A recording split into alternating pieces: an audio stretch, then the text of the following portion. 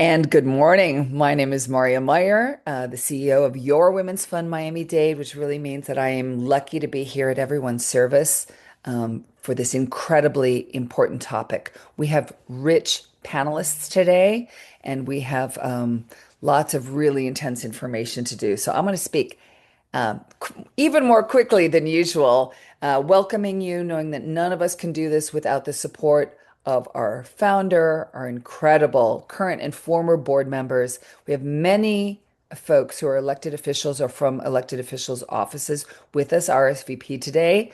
Incredible. Community partners, so many community partners. Over 110 of you have signed up for hashtag One Team. So special shout out to One Team members who are working with us on the Freedom from Violence and Stop Sex Trafficking campaign around FIFA. Thank you all so much for your support. Community partners, you are the ones who are trusted. You are the ones who are touching people in our communities. So thank you for being with us today. This is an incredibly important topic.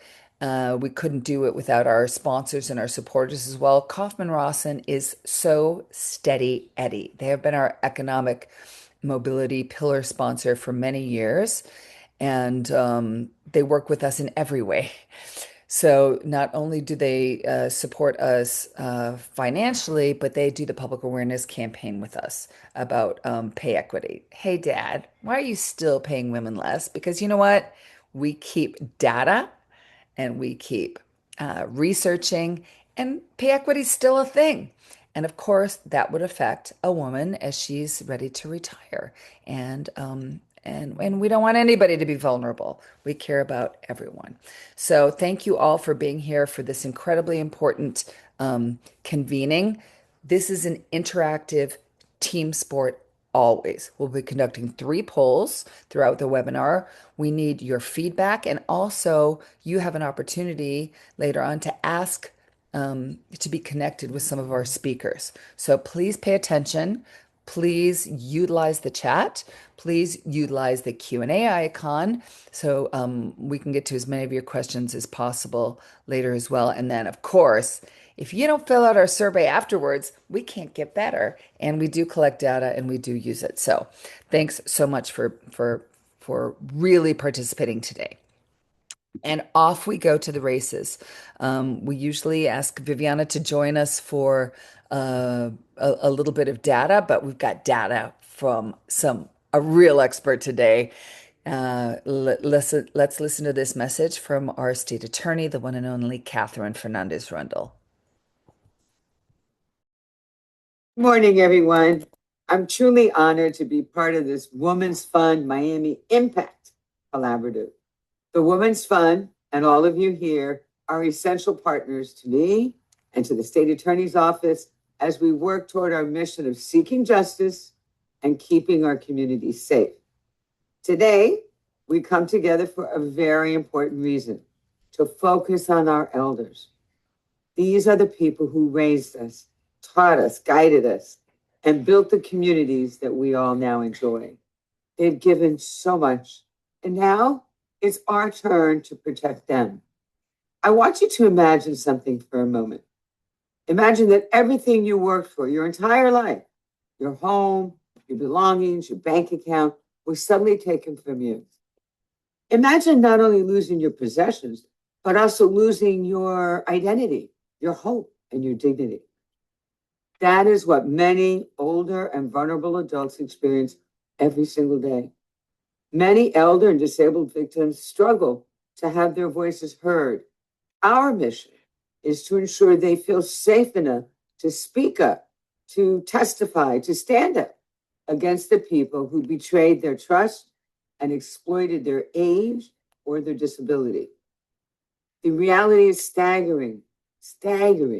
1 in 6 people over the age of 60 experiences some form of abuse, either physical, emotional, financial neglect, or abandonment, or all of the above.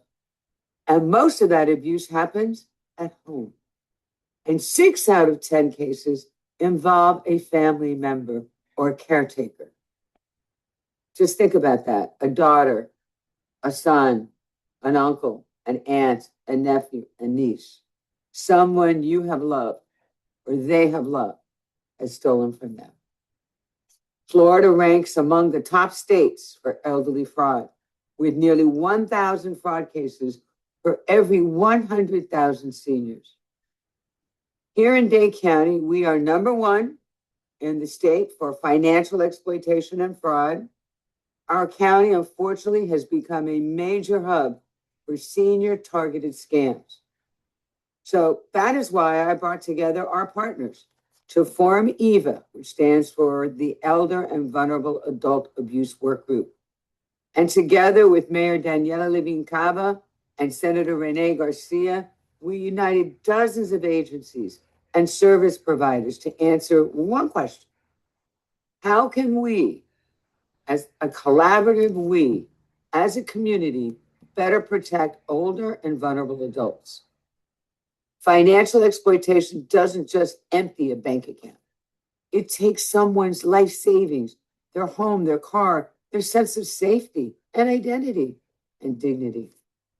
Physical abuse and neglect can have devastating medical, emotional, and psychological effects. And in a state like Florida, the state with the highest percentage of people over 65 years old, we must stay vigilant. Miami-Dade has the largest number of older residents in all of Florida, and that number will only grow. Yet so many people simply don't know where to turn for help. Even if professionals often don't have a clear picture of all the agencies and services that are available, there's no one central resource. And that is exactly why the EVA work group has been so critical, because as we're building together, we're bringing the resources together. Soon, we will be releasing a comprehensive report that our team has worked on for years. It includes recommendations that we believe can significantly close the gaps in our current system. These recommendations fall basically into 4 categories. Increase funding for agencies and programs. Advance regulatory and legislative changes. Improve access to information through education and training. Strengthen coordination between agencies. All of these are critical. When we release this report, we will also issue a call to action. And that's why we will need our entire community to stand with us and make a commitment to ending elder and vulnerable adult abuse. Within my office, we're taking action every day. According to the latest statistics, losses for victims over the age of 60 exceeded $3.4 billion just last year. The average loss per victim was more than $83,000. Identity theft affects 1 in 10 seniors. But federal and local recovery efforts have frozen millions in stolen dollars. That progress needs to give us hope. In May of 2022, we formed the Elderly and Vulnerable Adult Task Force, our EVA task force, to protect vulnerable adults before, during, and after the prosecution of offender. Our team reviews the protection services referrals that come from DCF. We initiate arrests, we prosecute cases, and we work closely with agencies that support our seniors. And so far, the EVA task force has assisted more than 800 vulnerable adults, conducted over 71 investigations, and we have filed nearly 200 criminal cases. And when you see these cases, patterns begin to emerge. Many victims suffer from health issues that affect memory. Many own their own homes outright, which makes them a prime target. And all too often, the exploiters are people who earn their trust: a relative, a neighbor, a receptionist, a caregiver, a healthcare worker, someone who appears to be helpful, but they aren't. That is why we continue pushing for stronger laws. And as of January 1st, 2025, Florida banks are now allowed to delay suspicious transactions involving vulnerable adults. This has already helped prevent countless losses and has prompted many banks who act as our partners to contact our EVA unit or law enforcement when something doesn't look right. Here in Miami-Dade County, with the full force of the state attorney's office and our law enforcement partners, we will not allow elderly abuse or the exploitation to go unnoticed or unpunished. We will need you, Women's Fund, and all of you as a collaborative effort, always being our great partners, partners to good, worthy causes in this community. I thank you all for everything you do on this topic and so many others. Thank you and God bless. We are so grateful to our amazing state attorney, Catherine Fernandez-Rundle, for giving us all this great information and for sending one of her leads here. Anthony Hill, good morning. Can you introduce yourself briefly to our audience and give us really what's going on? What are you seeing, sir? Hi, good morning, everyone. As well, first, thank you for having us here, both on behalf of the state attorney and on behalf of me, because this isn't a topic that's very important to me personally. I, much like other people in the room or on our Zoom today, I have parents who are a little older at this point, right? And being an only child, I've seen some of the issues that we see with my own parents who are relatively very intelligent, live full lives, and you see some of the issues with aging with them. So it's something that's personally important to me. And some of my background is right now. Currently, I'm the division chief of the Economic Crimes Unit. Really, the Economic Crimes Unit, the Elder and Vulnerable Adult Exploitation Unit, and a number of other units here, such as the HOA and condo fraud unit. In my role as a division chief, and just so you know, but before I was a division chief, I was the elder and vulnerable adult prosecutor here. I have approximately 20 years of experience as an attorney, most of that as a prosecutor, not only here, but also in the city and county of Philadelphia, where I flew away from mom and dad for a very long time before coming back home to Miami. And yeah, I've seen a range of financial crimes, as this is pretty much my specialty. So here's what I think is the commonality with these crimes, right? That is that if no one is watching, that's when you see elder and financial exploitation. So the general rule is that when you have, as the state attorney discussed, when you have an older or vulnerable person, that person is generally protected by almost the social contract of people that surround them, right? And for my parents, that's me, right? I make sure that my mom and my dad don't get scammed. I make sure that my mom and my dad have what they need as they get older. But there are so many people in not only this community, but communities around the state and around the country who don't have that. So the general rule is that when no one's watching, that's when financial exploitation happens, right? Because that's when you have a bad actor come in. So right now, I'm able to, as just a matter of course, seeing mom and dad, I'm able to make sure that they don't have a suspicious person trying to take their groceries in the morning. I make sure that if there's a contractor that knocks on the door and says, "Hello, we'd like to sell you X something for something for your roof," I'm the one there to protect them, right? But so many people don't have that, and that's why a forum such as this is very helpful, because it brings a lot of people together. And I know that on behalf of the state attorney, she wanted me to thank everybody here today, because this connecting all of us together is the first step in making sure that the people who don't have someone there like me have someone watching out for them. So I appreciate your time, and thank you all for being here today. We thank you, Anthony, and we thank you for staying here for the Q&A at the end. So everybody, please use that Q&A area. We've got brilliant speakers today, people who really know what's going on. I, for one, am over 60. I, for two, am not going to be a sitting duck. And I, for three, am very, very grateful to each and all of you. So we ask you to introduce yourselves in 2 minutes or less, because you're going to introduce yourselves in context of who you are today. And we're going to ask you to do that first, Martine, and then after that, Yolanda. Martine. Good morning, everyone. Thank you for the invitation. I'm so pleased to be here and honored that I was invited to be one of your panelists. It means a lot to us. So my name is Martine Charles, and I work with the Alliance for Aging. We are the area agency on aging that serves Miami-Dade and Monroe counties. And, we are really the agency that is responsible for managing the federal, state, and county funds that come into this area that provide services of various types that help older adults age with dignity and with safety and security and can age for as long as they want independently at home.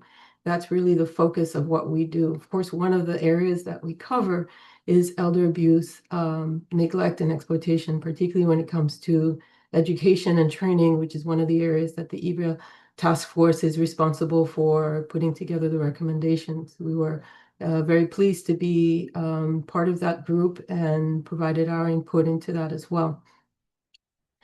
So of course, everything that has been already shared in terms of the statistics and how important Miami-Dade is in this picture of, prevention of elder abuse has already been sort of stated. And I want to just, reconfirm all of those because it's, we, more than perhaps some other counties in Florida, we just have a staggering job in front of us. And the role that we play together as partners, whether it's in a professional role or as, the loved one of an older adult, is just, cannot be overstated. What we do is so important and the vigilance that we have to have in doing Amazing. that. Amazing. So, Thank you so much for all that you represent. We yeah. need organizations like the Alliance for Aging desperately. We'll be back to you in a couple of minutes Okay. for you to set the scene for what you're seeing these days. But Thank next, we're you. going to go to Yolanda. Good morning. Introduce Good yourself, please. morning, everyone. My name is Yolanda Aguilar. I am the Regional Director of Adult Protective Services for DCF Southern Region, serving Miami-Dade and Monroe County. My team investigates abuse, neglect, and exploitation of vulnerable adults. And like we've all stated, a huge share of that work touches directly on today's topic, economic security for aging women. We also led a first of its kind initiative for co-locating adult protective services staff inside the Miami-Dade Sheriff's Office and the State Attorney's Office, so our investigators, law enforcement, and prosecutors can move on financial exploitation in real time instead of working in silos. So it's really huge that we're doing this. Before co-location, a financial exploitation report might sit weeks before moving into agencies, before anyone can actually make an arrest or charges or even see the charges. Now those same conversations happen in one hallway, sometimes in the same afternoon. So it's a huge win.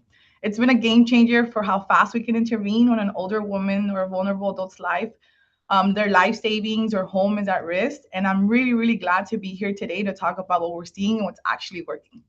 Oh, Yolanda, I'm so grateful for you all to be here. So grateful. Anna, so grateful for your insights here. Can you introduce yourself? Good morning. I too am very honored to have been invited to attend today. It's extremely important. I'm a director of corporate fraud for Bank United, overseeing all fraud management, including investigations for the financial institution. I'm also president of FISA. This is a financial investigation security association that we have here meetings at the Secret Service every month. The goal is to be able to collaborate between the government, the banks, the government, and law enforcement, anyone that's fighting financial crime. I'm also on the board of IFCI. These are organizations that are meant to fight financial crime, to perform training, to collaborate on the best way that financial institutions can fight it. At the end of the day, it's not just prevention for us, but also the assistance and the remediation and the recoveries that we're responsible for when you have any type of financial crime victim. So I'm excited to discuss the bank fraud trends. Oh, this is the real world, and that's what we try and Yeah. bring at your Women's Fund. Thank you all for being here. We've got a lot of amazing attendees here as well today. Thank you each and all for your participation. Very excited to see so many community partners and leaders with us here today. So the next segment is about 3 minutes each, please. What do we need to know?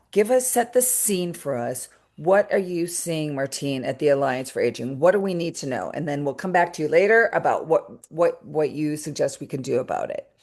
Martine. Okay. Thank you. So I think what's really important to understand is that, financial exploitation can take many forms. Scams, identity theft, misuse of a POA, power of attorney, unauthorized use of bank accounts or property. Unfortunately and sadly, many times it comes through the form of pressure from a relative or a trusted acquaintance, as I think was mentioned already, which is, makes it even more difficult sometimes to address. Um, Older women, I think, especially can be vulnerable because first they tend to live longer. They may outlive a spouse, and especially I think in this community, many times maybe managing finances alone for the first time in their lives. You add to that maybe social isolation, some cognitive impairment, dependence on their caregiver. Um, in Miami-Dade, especially limited English proficiency often becomes an issue that is, also a barrier to seeking help. And honestly, fear of losing a relationship, even if they're aware that the relationship may be abusive, financially or otherwise, but there's often a fear.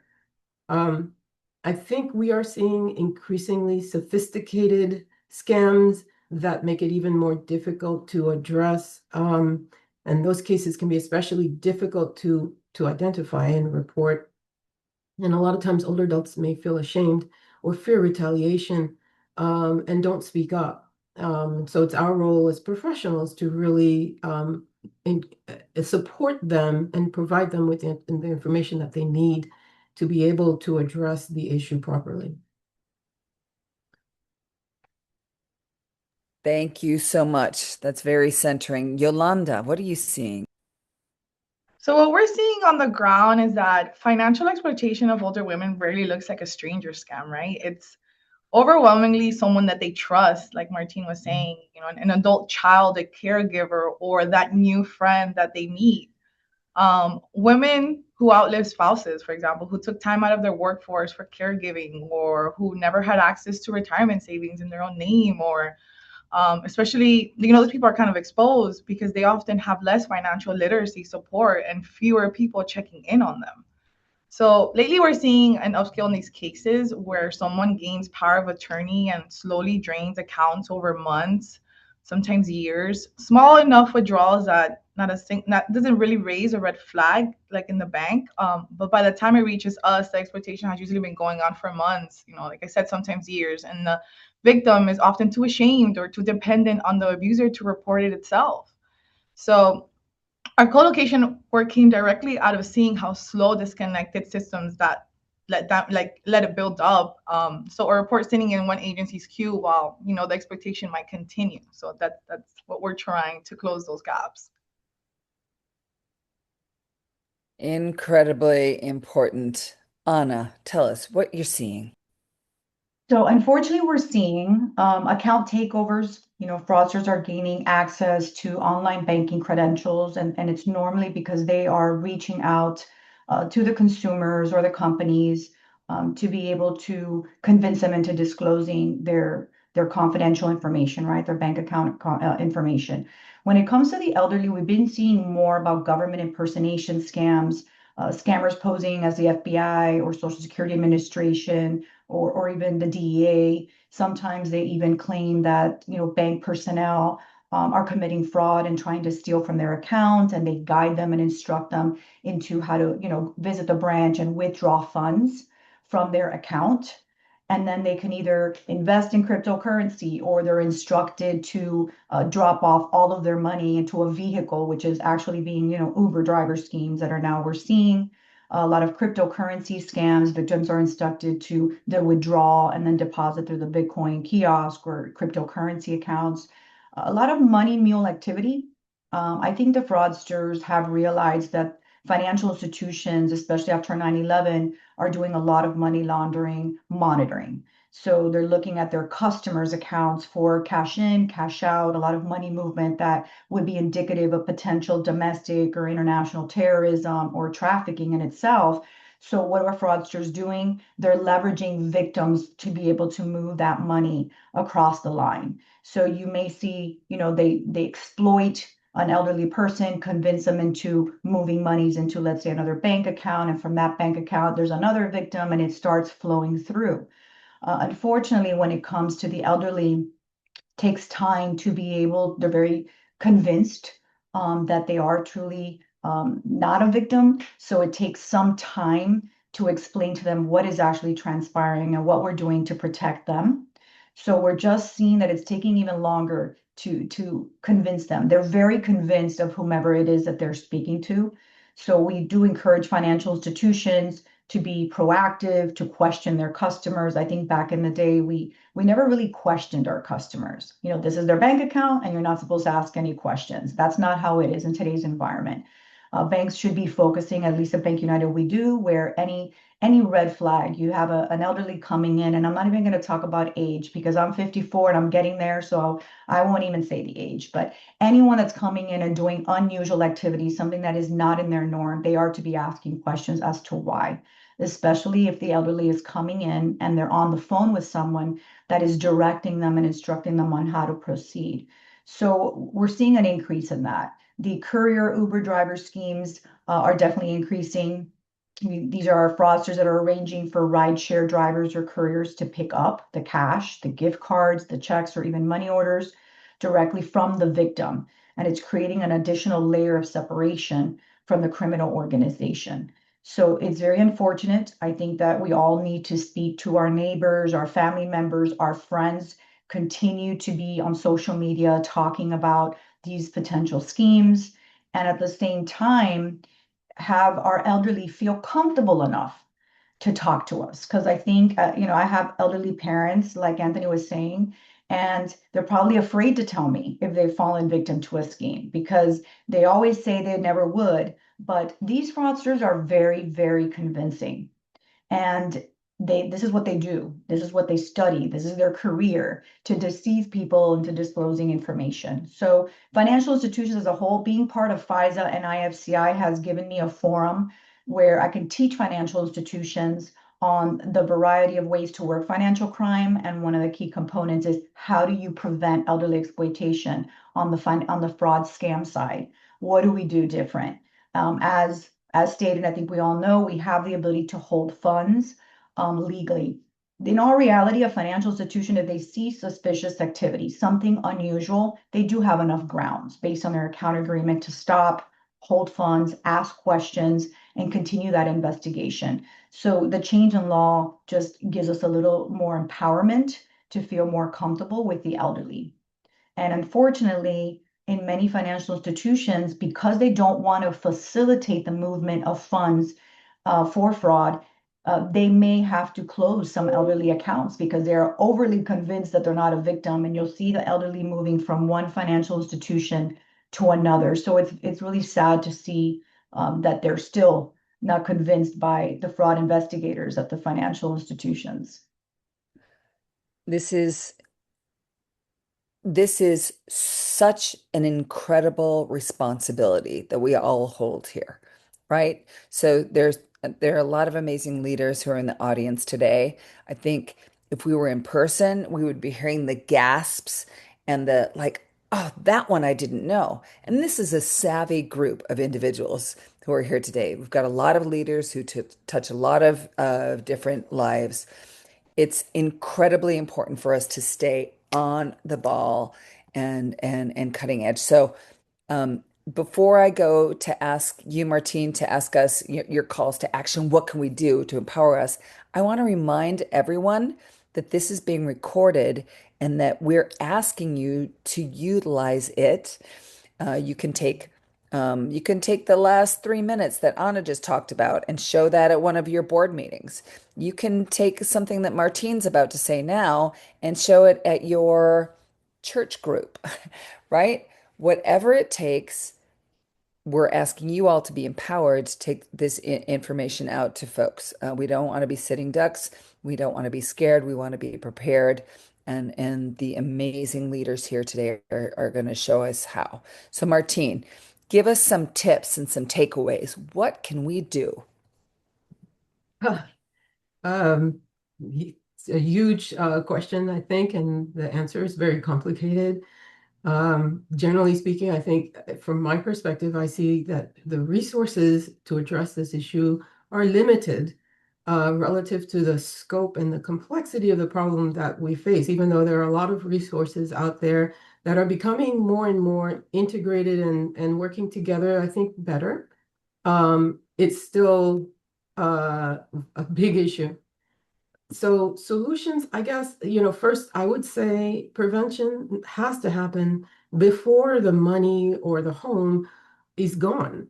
And that includes education, not only of individuals, of older adults, but also of the professionals that provide help and support to them in different ways.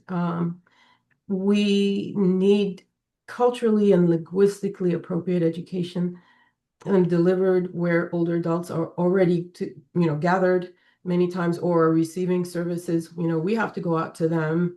And that's part of what we try to do at the Alliance for Aging, on a daily basis, really. Education that has to include practical protections, I would say, such as reviewing financial statements, safeguarding personal information, consulting with an attorney before, signing documents, which happens all too often, registering for free, and the county has a free property recording alert service that is offered. They could register for that for free. That's important. As we're seeing more and more deed type of crimes that are occurring where their homes are being taken right from under them. Sadly, I think we've already started talking. I think the banks, healthcare providers, aging organizations of different types, law enforcement, adult protective services, clerks of court, legal services, community groups of different kinds have to share information, and that's beginning to happen, I think, more so than before, to help coordinate these responses more effectively. A lot of times, these crimes are so sophisticated, it cannot be addressed simply through one agency. It has to be a coordinated effort, and that has to happen more regularly for the older adult. Um, you know, Suspected deed fraud, requires immediate reporting to law enforcement and prompt legal assistance, before, just to try to correct any fraudulent transfer that might have happened. And it can be costly and can take time. The Miami-Dade clerk, I think, has a really good service that people should be aware of. I think We're going to ask you, Martine, to try and yeah. put some of those things like right in the chat. Oh, So what can we do? Like Lupe is asking here, can we get information about that resource? Let's give people fishing poles here. So not just what the problems are, but so what do we do? So the you just mentioned that the clerk, mhm. right, about the Yeah. deeds. Can you So give go a to concrete? Miami-Dade, and I think, other counties in this area too. I'm sure Broward has put it in place as well. But if you go to the Miami-Dade clerk website, that's very to register for that service or to help another person, an older adult who would like to register, they would, provide alerts if there's any change to the deed that, needs to be sort of an alert that comes out. It would, that's an automatic way, because a lot of times these things happen behind the scenes. Before you even realize it, it's already too late.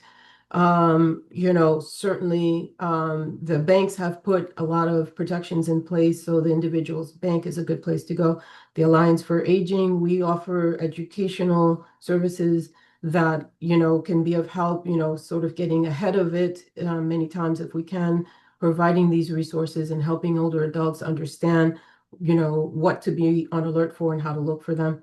I would put those at the top of the list of things, of resources that can be accessed for people.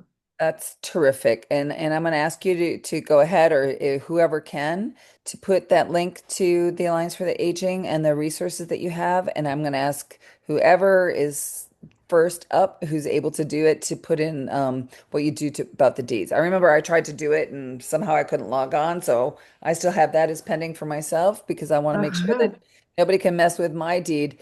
Um, we we don't want to just talk about things here. We want to do things for the community.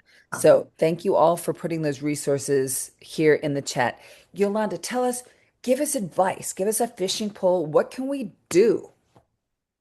So I want to talk a little bit about multiple things that everyone had mentioned, the panelists here. The biggest leverage we found is proximity, like I've been speaking of, the co-location, literally putting APS, law enforcement, and prosecutors in the same building. So a case can move from a report to a protective action in days, not months.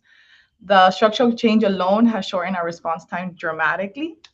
But beyond that, we need earlier financial literacy, like Anna was saying, understanding power of attorney, knowing what a guardianship actually means. That has to happen before a crisis hit, not after. But that's usually not the case, right? So, for example, APS, our staff have been going into senior centers, living facilities, churches, to walk people through the basics of power of attorney before they even need one, not after someone's already asked them to sign over something. Training the people already in the room, the bank tellers, home health aides. They're often the first ones to notice something's off long before it reaches us. We had a case where a teller noticed the same woman coming in every week, for example, for a year to withdraw very few hundreds of dollars for her so-called nephew. The bank teller did flag it, and that's how we found out that the nephew wasn't actually family. That kind of flag only happens if that person behind the counter has actually been trained on what to look for, right? I would say like clear legal tools. We need courts and families to have a faster way to freeze or review an account when something looks wrong instead of waiting for the expectation to fully play out at first. And honestly, community matters. The women least likely to be exploited are the ones who still have someone checking in on them regularly, whether it's family, a neighbor, or faith community member. So I would love to see that kind of intention, regular check-in built-ins, how we can support aging women instead of leaving it just to chance, right?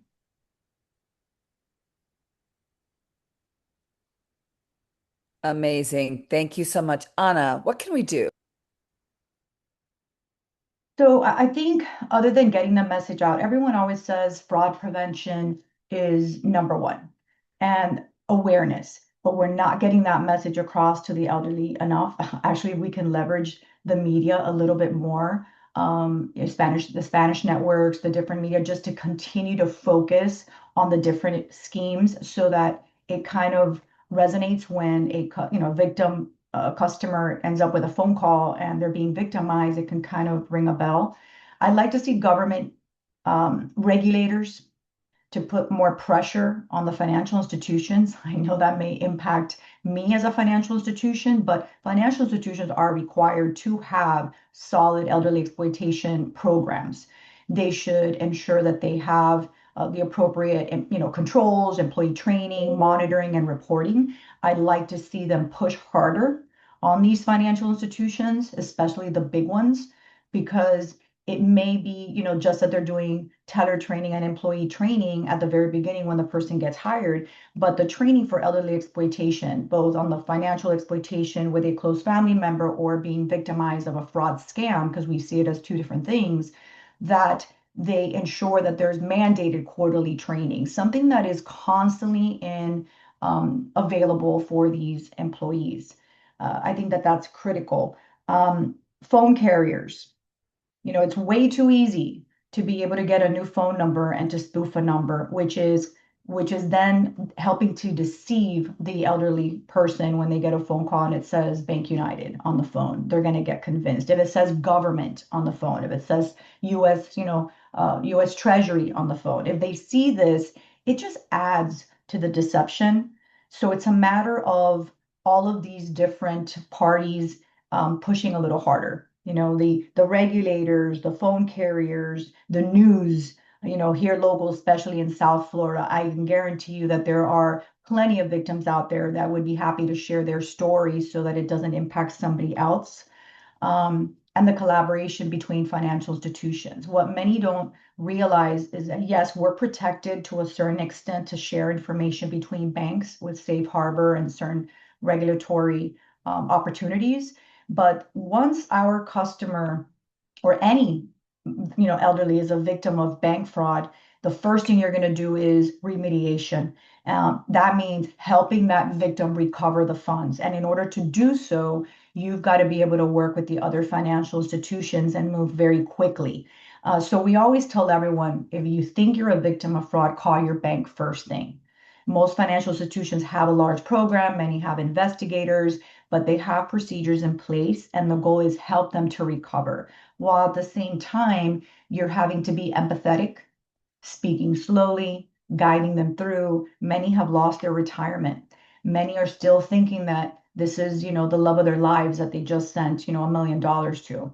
So it's more about all of us pushing harder on these different parties to be able to help with the prevention. This is outrageous. And we have so many people here who are joining us today who can make a lot of noise. So let's get out of our silos, everyone, and continue what we're doing here and make some noise. A lot of you have access to media here. I've heard some folks offer that they're willing to speak to media. We've got a lot to do here. We've got a lot to do here. I'm happy to do that too. I think get the message out. I think I did this like several years ago. Hialeah Police Department last minute has me get on there. I think it was with Univision or one of them, Primer Impacto, and it was to talk about skimmers at the ATMs or skimmers at the gas stations because it was being a common norm, right? Now a lot of these gas stations have changed the machines, but the message was to tell people what was happening. But I haven't seen much more coverage on when it comes to financial crime. And we want to get that message out loud and clear, even if it's in the middle of FIFA. We want to be able to get that message out that these are the fraud scams that are happening so that when they get that phone call or they get that text message, it rings, it rings like, wait, that sounds very familiar. I'm glad you bring that up, Anna. 'Cause, Anthony, we're asking you to join us now because now we're coming to the Q&A portion.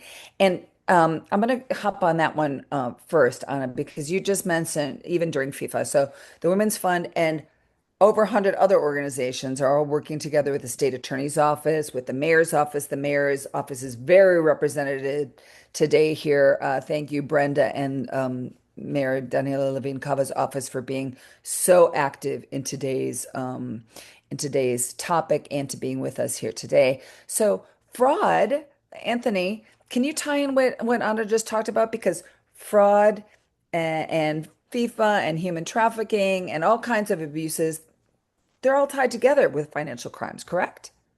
Absolutely, absolutely. So, not necessarily elder. Well, here's a good example. All right, somebody on this panel may have seen story or stories in the last maybe year and a half where an older person gets a call or gets a pop-up on their screen where somebody essentially extorts them and says, "You need to give us $50,000 today," right? And then that older or vulnerable person goes to the bank, believing it, takes out X amount of money, usually over $10,000, and then drops that off to somebody who's an Uber driver or Lyft driver's package. That Uber or Lyft driver then sends that package over to someone else. So how does that tie into FIFA? Well, you have an influx of about 100,000 people, right? Give or take into Miami-Dade County, into South Florida, right? Sure, lots of fans, but you have people who come into this county under the guise of coming in for this big event to defraud others. A lot of them use the Uber or Lyft platform for just that kind of scam.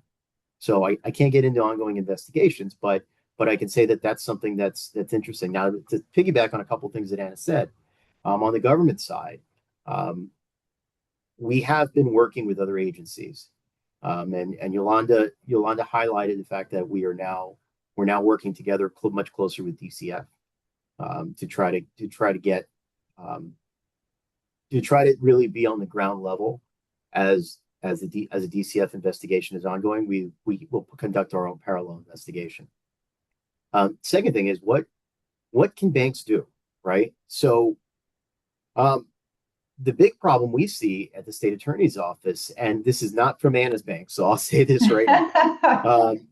But the big problem we see is a lot of interference in just trying to interview a teller, right? Try to interview a teller. All of a sudden, outside legal counsel gets involved, and they refuse to produce the teller for us so that we can sit down and interview them and say, hey, was this the older or vulnerable adult that came in that you gave $30,000 in cash to? They won't produce it. Then I need to get involved, right? And then even with me involved, they go, well, do you really need the teller, right? So big banks have a tendency, and once again, not Anna's bank, but think of the big three, and I won't name them, but you can figure out who they are. They will they have a tendency to be overprotective, and then that hinders our own investigation. So by the time that we actually interview the teller, our leads might have grown cold, right? We asked for video from a bank, right? And they say, well, there's too much video, we can't go through it. And I say, well, just give us the whole video. Give us like the whole day. And then their legal department steps in and says, no, because we really can't give the whole video. So what can we do about that, Anthony? So as people who can we say to our bank, we want that produced. We want that support. Right. And that's where this group can help, right? Because any little bit of lobbying, any little bit of help, both on the government regulatory side and just the business side, right? Go to your banks, go to your state representatives, go to your Congress people, right? And say, hey, look, this is a hindrance. We heard from Anthony Gill at the state attorney's office, right? Saying that these issues are roadblocks. Right. I would love to sit down with the CEO of name a big three bank. Right. And I'd love to get them on and say, look, these are this is what your legal departments are doing that hinder our prosecutions. So that's what I'm seeing on the ground level. And I think that's an important thing for all of us to go out and engage with not only the banks, but also government. I think the same thing that Anthony is saying is what I meant by the recovery component. So at least Anthony, now when I go to the IFCI National Conference, there's a topic to discuss because you're going to have big banks. And those are the things that we're training the big banks, as in you're creating too much red tape and you're choosing the wrong risk. The risk of reputation is very different to the risk of assisting and facilitating a financial crime. And I think that's what's happening, that some of these financial institutions, the investigators that are working these cases are not empowered to be able to take and save the appropriate thing. Because you don't necessarily need an entire video surveillance. You can do your screenshots and have your date and time and just authenticate it. So that's a very big struggle that is challenging when people say, why haven't you made an arrest? Well, that's why you haven't made an arrest. Okay, an informed public really makes a difference here. We have an offer already in the chat. Lupe Bruneman has a radio show, so I think Lupe, we invite you to make a show out of this Impact Collaborative, and we'll make sure that our amazing team is able to connect you to some of our leaders here. So thank you, Lupe, for volunteering that. Our John Bitterman, actually, the secretary of our board of directors of the Women's Fund, is asking a question that I'm going to ask for each of you. So how can we help each of you as leaders of your organizations to better reach vulnerable Asian women in the community and assist in filling the gaps for their needs?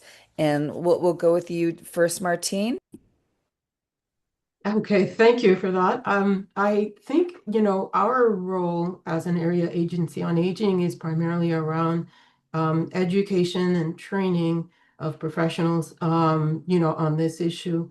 I think to be helpful to us really is, share this resource, tell groups or individuals about the support that we provide, help them to, get registered, sign up for a talk that we are providing always in a community setting, connect them to us in that way so that, we can provide this education.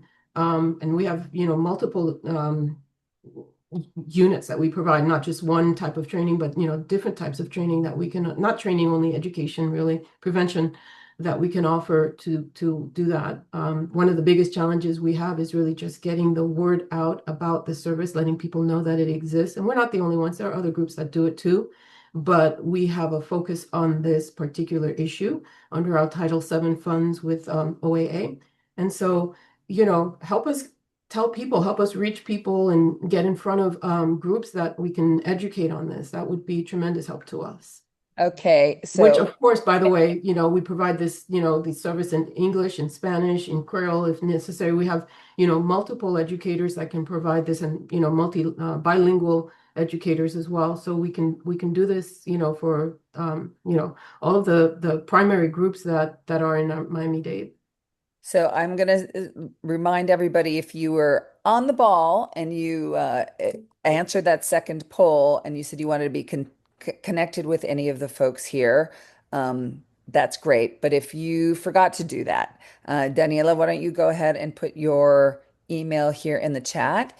And I invite all of the panelists to also, if you want to put your email in the chat or your website, so folks can come directly to you, whether it's for an interview or to invite you to their church group or their community organization or HOA or whatever, their health group, whatever that is. So I'm going to go with you next, Yolanda. How can we I help would get you in front of? agree.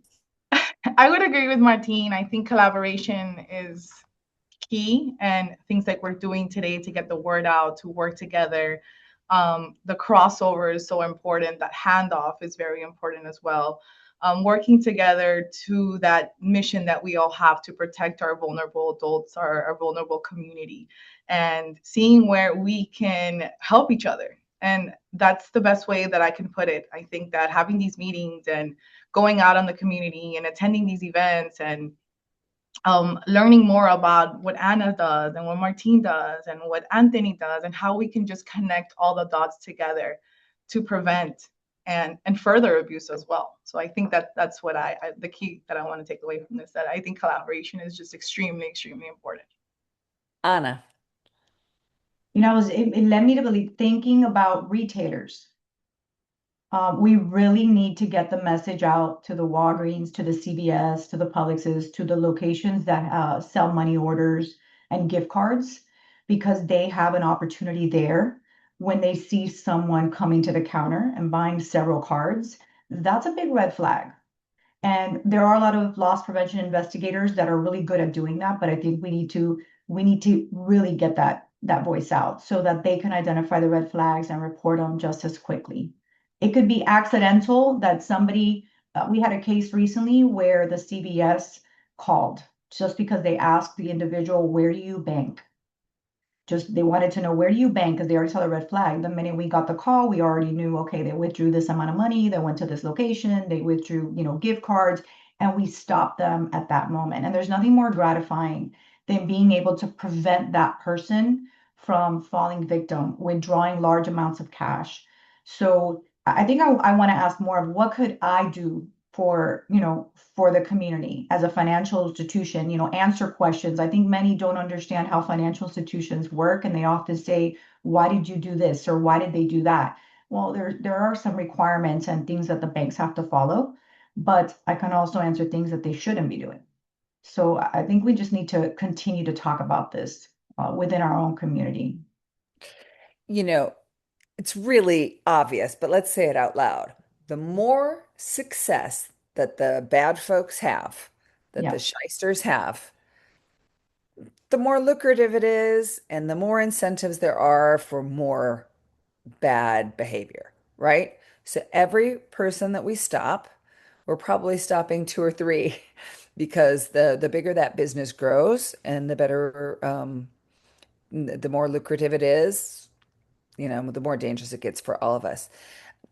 Anthony, we're inviting everyone to utilize portions of today's Impact Collaborative. We know the state attorney recorded, a good 5, 6 minutes of us of some cutting edge stuff, and we're going to invite folks to, you know, show portions of that, to show portions of what you talked about. But how could they contact you in the state attorney's office if they want additional outreach or to So, report? so two ways. Way number one is I put my email in the chat. You can contact me directly, and I will make sure that it gets to the right person.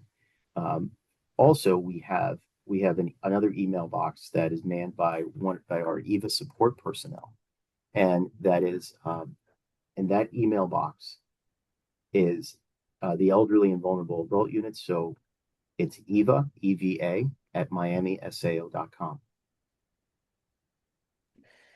And, Okay, so and we go go ahead. ahead. I'm sorry. No, go ahead. No, I just wanted to say that, you asked about gap fillers, and I guess the final thing for me, it's that it's the people who see something but don't say anything, right?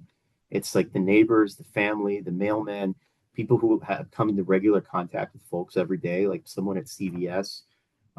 So I just think for us, it's all about outreach, right? We're all on the ball here, right? We're all on this panel, or we're coming to do this, right? I think all of us should go out there when we talk about this in the community, and at least try to educate people we come into contact with, because the people out there, they're the gap fillers. So All right. Now let's end on this one that's pretty interesting to me. I'm 64. I'm the Romeo scam thing is something I see, I'm not the only, I've got lots of friends who are single and they're not young, and people are dating, and people, there's all kinds of stuff going on, really intense targeting.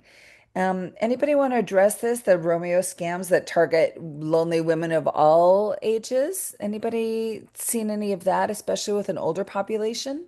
The banks are seeing it a lot. And it's not unusual. They get contacted by somebody whom they think they've known forever on WhatsApp, on Facebook, and it's somebody that they knew back in the day.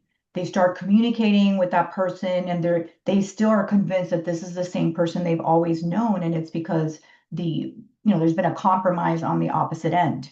So they start regaining that trust and start building that relationship. And the minute that happens, they start sending out money. I don't see as much romance scams with foreign monies going out foreign, but I also see them where they're going hopping from one bank to another. So eventually it's going to go out most likely cryptocurrency. But those romance scams have not stopped. And it doesn't matter the age. Doesn't matter the age, and we're seeing that. I don't know what Anthony's seeing on his end, but I know back in the day we were seeing a lot of it where the monies were going foreign and it was easier to identify. Now it's not. We have at the banks the opportunity to be able to look, let's say, at online banking sessions, right? Those online banking activity gives you a lot of good intelligence, such as IP devices, browsers, geolocation, and you would be able to see whether or not the elderly person victim of a romance scam provided their credentials to another party, and we can actually see the logins. We're seeing more of them being domestic. Now, obviously, they can be rerouted, but we're seeing a lot more of that than we were before. This has been so powerful, and it doesn't stop here. When we talk about human trafficking, we would talk about domestic violence and intimate partner violence. When we talk about a topic like today, these things keep on iterating. Healthcare scams as well. That's right, Lupe. Thank you all for participating so fully today.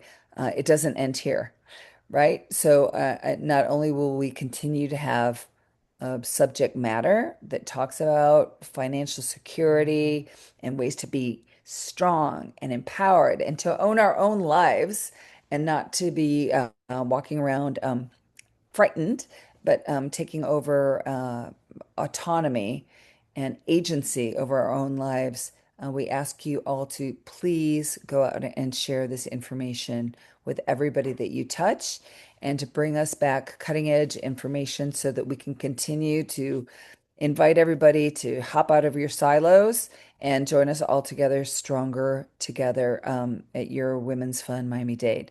So what we do, there's another question there as I close this up. We've got about 30 seconds left. If anybody knows there are any free tools like LifeLock or title protection for the poor who can't afford it, or recommendations, if anybody wants to throw things in here. If not, we can continue to answer some of those questions also in some of our social media. We invite you to come here every month. Your Women's Fund gathers you because it's your Women's Fund and this is your community, and we're weaving together a stronger Miami-Dade. So we'll be here in August with our mayor every August. The mayor brings her proposed budget to us that she'll be presenting to the county commission and shows how women and girls are supported in that budget, right? So it helps us to think about what we're doing and how our leaders are focusing on our needs. We also come together in October. We know how to have serious fun for a serious cause, and the legal community and a lot of the judiciary and all kinds of folks who care about freedom from violence come together every October. On October 8th, we'll be meeting for Raise the Bar at it used to be History Miami. Now it's Museum of Miami or History. Anyway, I'll get it right by the time we have our event there, downtown by the main library, 5:30 p.m. It's a fundraiser, especially to focus on our one of our four pillars, our freedom from violence pillar. And we hope our state attorney will be there too, and Anthony and Lisette and everybody as well. So for now, know that together we go further, we go faster. Join the hashtag One Team to all work together. And know that this is your Women's Fun, and we will see you here next month. You can volunteer throughout the year if you want. We're at your service. Have a lovely day, people. Thank you.